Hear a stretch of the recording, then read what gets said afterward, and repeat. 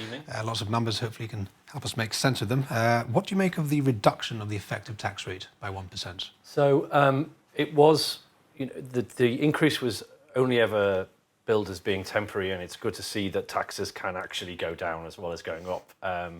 That's one of those great things, isn't it, that people say that taxes only ever go up. So I think it's good that he's honouring his promise. I think it's targeted because it's only for those under 100,000 in income. So that means that it's those with the broadest shoulders are continuing to carry the largest burden. I think that's a welcome approach rather than a blanket reduction.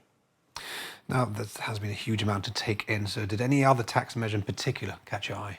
So there are four main measures that he's going to introduce. Well, three that he's going to introduce now and one consultation that stand out together. So there's a reduction to 1% by 1%.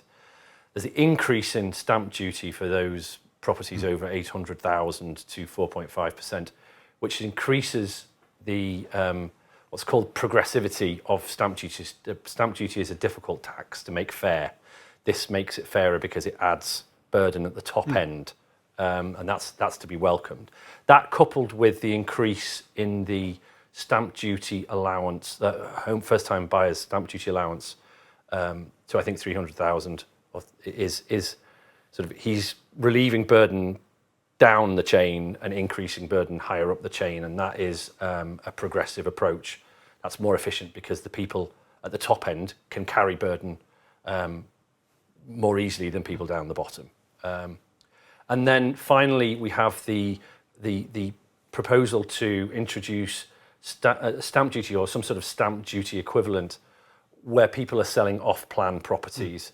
There is a lot that it's not a loophole because it's how the mechanism is designed, but there's a method by which you can realise value out of an off-plan property without paying stamp duty on it.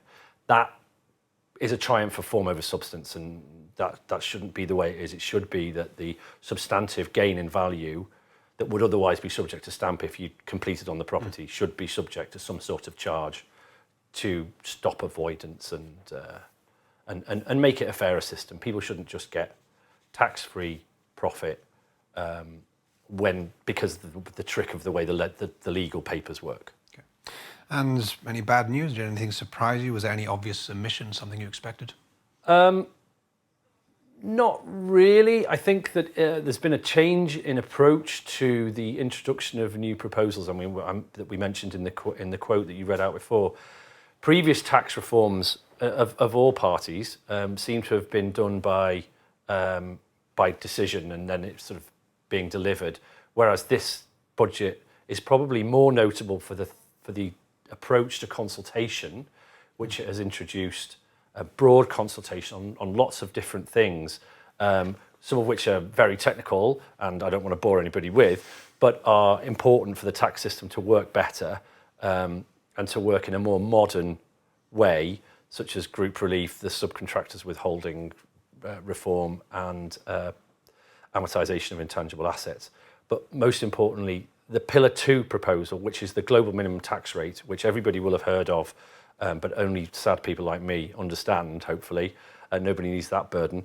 But it's good that the government has reached out to the profession to engage around the best way to introduce Pillar 2 because it's a really important international reform that we've got to get right.